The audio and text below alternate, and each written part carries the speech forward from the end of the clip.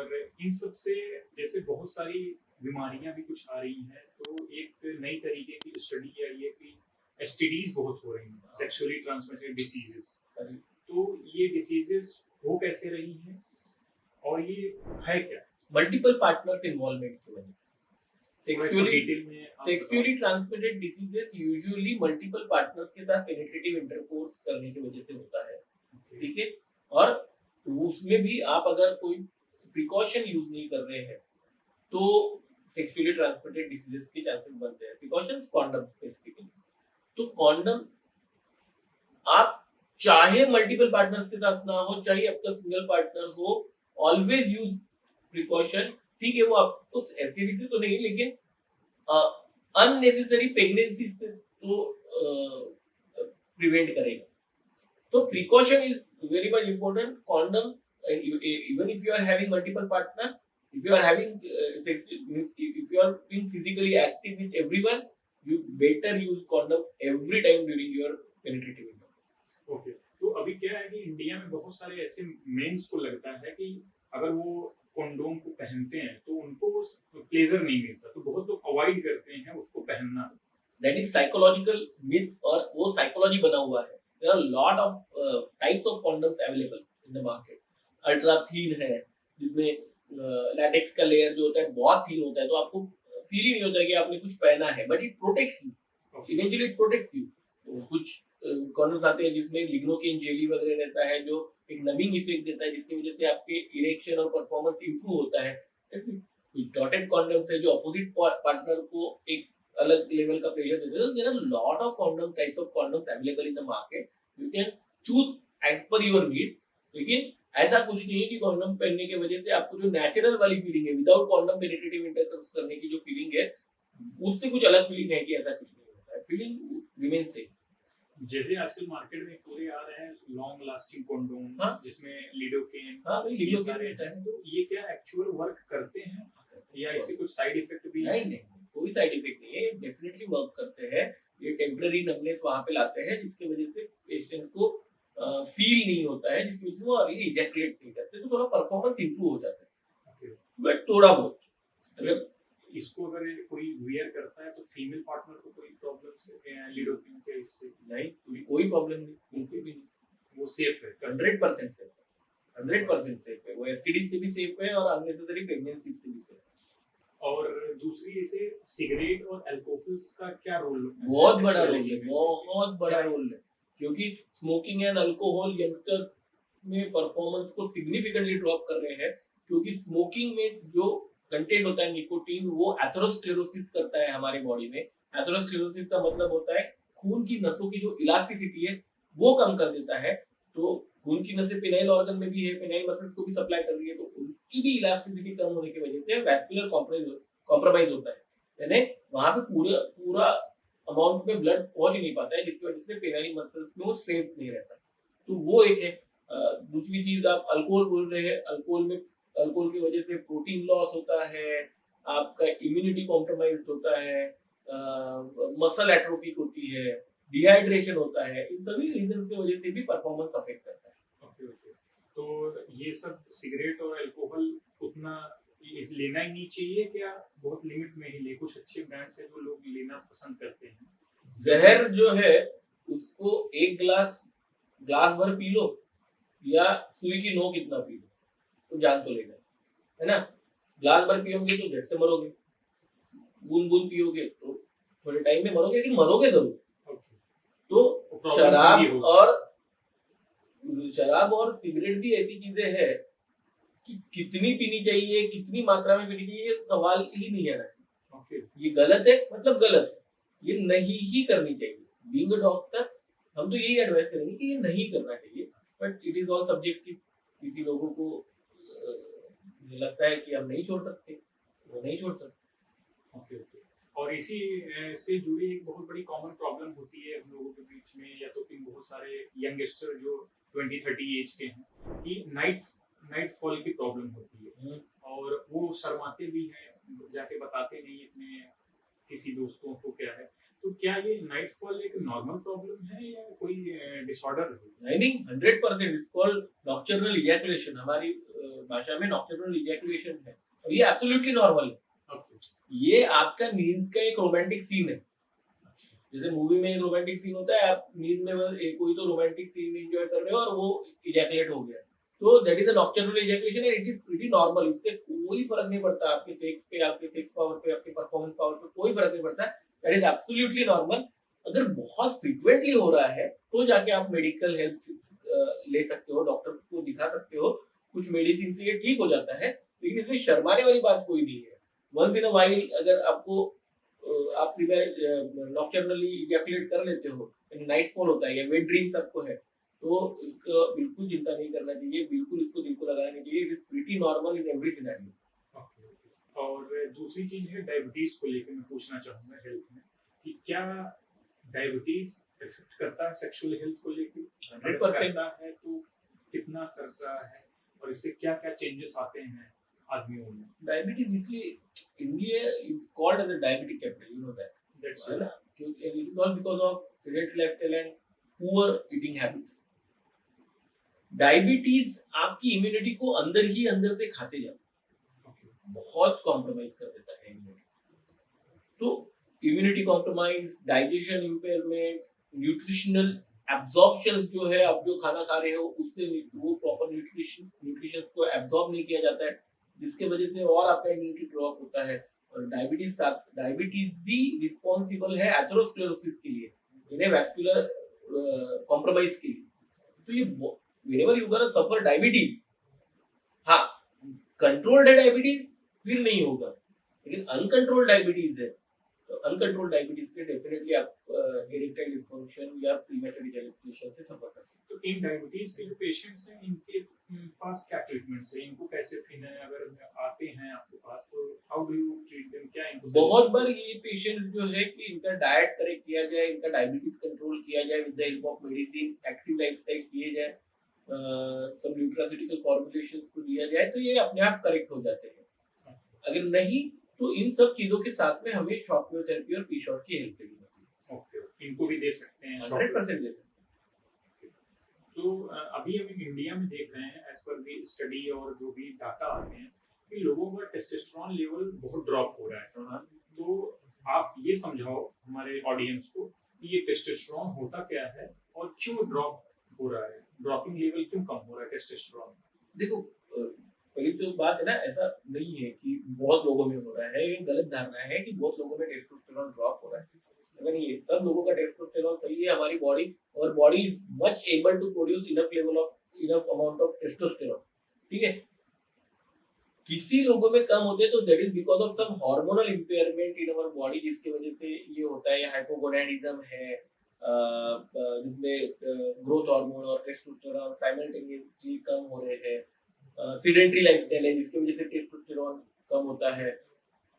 साथ में आपका जिम्नास्ट जो है ना, जिम्नास्ट जो है बहुत बार क्या करते हैं, जिम्नास्ट या जो जिम बॉडी बिल्डिंग करते हैं वो जो सप्लीमेंट्स लेते हैं, तो कोई तो एनाबॉलिक स्टेरॉइड्स वगैरह भी लेते हैं, तो जब वो साथ में वो टेस्टोस्टेरोन की भी सप्लीमेंट्स लेते हैं, तो जब वो टेस्टोस्टेरोन के देखिए हमारी body is able to secrete enough amount of testosterone, लेकिन जब एडिशनल आप सप्लीमेंट्स लेते हो टेस्टोस्टेरोन के, तब हमारी बॉडी रोक देती है टेस्टोस्टेरोन को बिल्डअप करना, और जब आप वो सप्लीमेंट बंद करते हो तो वो वापस से रीएक्टिवेट नहीं कर पाती, जिसकी वजह से टेस्टोस्टेरोन ड्रॉप रहता है पेशेंट में। तो जो भी जिम्नास्ट या बॉडी बिल्डर्स है, ठीक है, आई कैन अंडरस्टैंड कि एडिशनल टेस्टोस्टेरोन से मसल हाइपरट्रॉफी यानी मसल बिल्डअप में हेल्प मिलती है, बट इसके फ्यूचर कॉन्सिक्वेंसेस भी काफी सारे हैं। तो ये सोच समझ के या under supervision of medical supervision में ही लेना चाहिए, डॉक्टर की एडवाइस के बगैर अपने से ना लें। नहीं तो अगर नेचुरली अगर कोई चाहे कि टेस्टोस्टेरोन हमें अपना बूस्ट करना है तो क्या टॉप 3 फूड्स हैं या सप्लीमेंट्स हैं कि वो ले सकता है और उसका नेचुरली टेस्टोस्टेरोन लेवल बढ़ जाए? कुछ स्टडीज है जिसमें कुछ आयुर्वेदिक फॉर्मुलेशंस है, आयुर्वेदिक ड्रग्स है जो हेल्प करते हैं, जैसे शिलाजीत हो गया, अश्वगंधा हो गया, शतावरी हो गया, श्वेत मुसली हो गया, ये सारी आयुर्वेदिक हर्ब्स है जो साइंटिफिकली कमेंट करते हैं कि इससे टेस्टोस्टेरोन बूस्ट होता है। बट मुझे ठीक है जो भी है, लेकिन मुझे तो पर्सनली ऐसा लगता है कि अगर आप एक्टिव लाइफस्टाइल को फॉलो करते हो, अच्छी ईटिंग हैबिट्स रखते हो, बॉडी अपने आप आपका टेस्टोस्टेरोन लेवल बूस्ट करा देगी। आपको किसी भी चीज को लेने की जरूरत नहीं है। आप सीरियसली सफर कर रहे हो, यानी आपका टेस्टोस्टेरोन लेवल कम है नॉर्मल से, तो आप इन सब चीजों के बारे में, न्यूट्रास्यूटिकल्स के बारे में, या कभी कभी कॉन्जुगेटेड टेस्टोस्टेरोन की कैप्सूल्स भी आती है, सॉफ्ट जेल कैप्सूल्स, उसको लेने के बारे में सोच सकते हैं। तो जनरली इससे टेस्टोस्टेरोन लेवल अगर हम देख के पता करना चाहिए किसी के अंदर कैसे कम है इसके अंदर, या तो उसको कैसे पता चले कि हमें ये डिफिशियंसी है टेस्टोस्टेरोन की? देखिए, तो उसमें कुछ थोड़ा फेमिनाइन कैरेक्टर्स आएंगे, है ना, फेमिनाइन कैरेक्टर्स रहेगा जिनमें टेस्टोस्टेरोन लेवल कम है। जैसे सेकेंडरी सेक्सुअल कैरेक्टर्स होते हैं, बियर्ड हेयर्स एंड ऑल, ये सारे थोड़े कम रहेंगे, पैची बियर्ड या बहुत कम ग्रोथ होगी। थोड़ा मेन बूब के समान प्रेजेंटेशन रहेगा, है ना? मेंस का? हाँ, मेन बूब जिसको हम गायनेकोमेशिया बोलते हैं। मतलब मैस्कुलर उसकी बॉडी नहीं रहेगी, नहीं रहेगी, फीमेल बॉडी टाइप। थोड़ा सा फेमिनाइन टाइप रहेगी। उनके साइकोलॉजिकल यानी उनका बिहेवियर भी थोड़ा वैसा रहेगा, और मेन बूब्स रहेंगे। गायनेकोमेशिया रहने के चांसेस रह सकते हैं, यानी गायनेकोमेशिया में मैमरी ग्लैंड बनती है और थोड़ा चेस्ट ब्रेस्ट समान दिखना चालू हो जाता है। तो इन साइंस की को देखते हुए आप समझ सकते हो कि शायद पेशेंट में आपके टेस्टोस्टेरोन का लेवल कम है। तो एक टीआरटी करके आती है टेक्नोलॉजी, तो वो आप समझाओ कि टीआरटी है क्या? टीआरटी, हाँ, इसके क्या क्या फायदे हैं और किसको कराना चाहिए? टेस्टोस्टेरोन रिप्लेसमेंट थेरेपी, तो उसमें ड्रग फॉर्मुलेशन से कभी कभी हम इंजेक्शन टेस्टोस्टेरोन हमको यूज करना होता है, जिनमें टेस्टोस्टेरोन नेचुरली उतना प्रोड्यूस नहीं हो रहा है, या कभी जैसे बताया कि कॉन्जुगेटेड टेस्टोस्टेरोन की कुछ कैप्सूल्स हमें दी जाती है, हमको देना होता है। बेनिफिशियल होता है, फॉर श्योर बेनिफिशियल होता है, जो जिनमें साइंटिफिकली मेडिकली टेस्टोस्टेरोन नहीं ही प्रोड्यूस हो रहा है या बहुत कम प्रोड्यूस हो रहा है, उनमें ये डेफिनेटली हेल्प करते हैं टेस्टोस्टेरोन बढ़ाने में, जिसकी वजह से आपका परफॉर्मेंस लेवल भी इंप्रूव होता है। क्योंकि अभी देखा जाता है जो भी वेस्टर्न कंट्रीज है वहाँ पे एक तरीके का ये पूरा ट्रेंड्स है कि वो लोग टीआरटी अपना करा रहे हैं और वो थेरेपी वो ले रहे हैं, इट्स बिकेम ए कल्चर। तो वो क्या सभी आदमियों को उसमें लेना चाहिए, या तो क्या उसकी रिक्वायरमेंट? नहीं, बिल्कुल भी नहीं। आप सफर कर रहे हो, आपके परफॉर्मेंस ड्रॉप हो रहे हैं, आप इरेक्टाइल डिसफंक्शन सफर कर रहे हो, और आप डॉक्टर को विजिट करने के बाद आपको पता चलता है कि आपकी बॉडी में टेस्टोस्टेरोन लेवल की कमी है, आप इनफर्टिलिटी को फेस कर रहे हो, बच्चा नहीं हो रहा है, तो जब डॉक्टर के पास जाके आप इसको इवैल्यूएट करते हैं, जब डॉक्टर आपका पूरा सेक्स प्रोफाइल इवैल्यूएट करते हैं और उसमें टेस्टोस्टेरोन की मात्रा अगर उनको कम दिखती है, तो ही आपने टीआरटीज के बारे में सोचना चाहिए। नॉर्मली टीआरटीज के बारे में सोच के कोई मतलब नहीं, उसको that is worse. Okay, yes. तो ये लो स्पर्म काउंट्स अगर हम बात करें तो ये क्या होता है और ये क्यों कम होने के क्या इसके कारण हैं? Low sperm count is basically whatever the normal sperm count is, 1.5 to 4.5 million. ये स्टैंडर्ड रेंज है। तो उससे अगर कम स्पर्म्स हमें दिखते हैं सीमेन एनालिसिस में, that is what we called low sperm count और ओलिगोस्पर्मिया। ठीक है, अब इसके हार्मोनल तो कॉजेस है ही है, नो डाउट। सबसे बड़ा कॉज तो स्मोकिंग एंड अल्कोहल है। Okay, smoking and alcohol frequently consume करने वाले पर्सन में low sperm counts, low motility of sperm, dead sperms होने के चांसेस बहुत बहुत ज्यादा होते हैं। यस, तो इसके ये बेसिकली रीजंस हैं, smoking and alcohol. Yes, lifestyle बहुत बहुत बड़ा रीजन। और दूसरा क्वेश्चन हमें ये पूछना है, आजकल जर्नली है, मैं सोचा कि इसको क्वेश्चंस को लूं कि मिथ है कि एक्चुअलिटी है, आप इस पे क्लियर करिएगा कि ओरल सेक्स से कैंसर्स होते हैं? नहीं, ओरल सेक्स से कैंसर वगैरह नहीं होता है। कैंसर इज बेसिकली ऑटोइम्यूनोलॉजिकल डिसऑर्डर, तो ये सेल म्यूटेशंस की वजह से होता है। ओरल सेक्स से कैंसर नहीं होगा, हाँ ओरल सेक्स से एसटीडीज होने के चांसेस है, सेक्सुअली ट्रांसमिटेड डिसीजेस होने के चांसेस रहते हैं। If your partner is the carrier of STD और उसमें आप ओरल सेक्स करते हो, तो वहां पे आपको एसटीडी होने के चांसेस रहते हैं। ओरल सेक्स से कैंसर वगैरह कभी। अब हमने इसके लिए बात किया, अब एक चीज इसमें और आती है काफी है जिसको सर्कमसिशंस कहते हैं। ये एक रिलीजन बेस्ड भी प्रोसीजर कहा जाता है एज पर कि इंडियंस में, मुस्लिम और हिंदू में ये किया जाता है। तो इसकी क्या फैक्ट है, साइंटिफिक रीजन क्या है? क्या सर्कमसिशंस एक सही तरीका है एसटीडी से बचने के लिए? और ये है क्या सर्कमसिशन, कराना चाहिए कि नहीं कराना चाहिए? नहीं, बिल्कुल। देखिए, कल्चरली देखते हैं तो everyone are having their own opinions regarding it, है ना? कल्चरली नहीं, बट अगर मेडिकली अगर देखते हैं तो it's a good thing to get that circumcision done. वो हेल्प करता है आपकी ग्लैंड्स को, आपके बेनाइन ऑर्गन को फ्रीक्वेंटली क्लीन रखने में। अभी बच्चों में जिनमें फाइब्रोसिस होता है, यानी स्किन सामने जुड़ी हुई होती है, उनमें हम मैंडेटरी करते हैं circumcision. Those who are suffering from erectile dysfunction, यानी फाइब्रोसिस या फिर एक्स्ट्रा स्किन और even hypertrophy skin of prepuce, तो वो भी एक रीजन होता है इरेक्टाइल डिसफंक्शन का, उसमें भी हम सर्कमसिजन करते हैं। एल्डरली पेशेंट में डायबिटीज में मेलानोपोस्टाइटिस करके बीमारी होती है जिसमें बार बार ग्लैंड्स पे डिस्प्ले इन्फेक्शन होते रहता है because of the preputial skin laxity, तो उनमें भी हम सर्कमसिजन करते हैं। तो circumcision, yes, cultural point of view अगर छोड़ दिया जाए तो मेडिकली ये बहुत सही है और इसके बेनिफिट्स ही आपको। तो इसमें कोई एज रहती है कि कब से कब एज ब्रैकेट में ये सर्कमसिशंस कराना? ऐसा कुछ नहीं है। अगर आप सफर कर रहे हो, आपको कोई मेडिकल कंडीशन सफर हो रही है, इसके वजह से आप किसी भी एज ग्रुप में ये सर्कमसिजन कर सकते हैं। तो अगर जैसे हम जनरली पूछना चाहें कि सर्कमसिशंस का इसका क्या तरीका है, या तो अगर आप कोई डिवाइस यूज करते हैं तो which are the top brands which you are recommended और व्हिच यू आर यूज्ड? 3 तरीके से सर्कमसिजन किया जाता है। जो एक कन्वेंशनल है स्लिट मेथड, उससे हम प्रीप्यूजल स्किन को कट करके स्टिचेस लेके वो करते हैं। सेकंड है लेजर से हम इसको कर सकते हैं। और थर्ड जो मैं फ्रीक्वेंटली करता हूँ, मैं जेडएसआर सर्कमसिजन करता हूँ, जो हम स्टैपलर से करते हैं। तो स्टैपलर से सर्कमसिजन करने के बेनिफिट्स भी काफी है। एक तो कॉस्मेटिकली बेटर होता है, बहुत शॉर्ट स्पैन ऑफ टाइम में हो जाता है, लोकल एनेस्थीसिया में हो जाता है, तुरंत 2 घंटे बाद पेशेंट अपने घर जा सकते हैं, और बहुत सारे ज्यादा ड्रेसिंग वगैरह का जरूरत नहीं होता है। सिलिकॉन रिंग होता है, वो 2 से 3 हफ्ते के बाद अपने आप गिर जाता है, तो patient can immediately join his work back.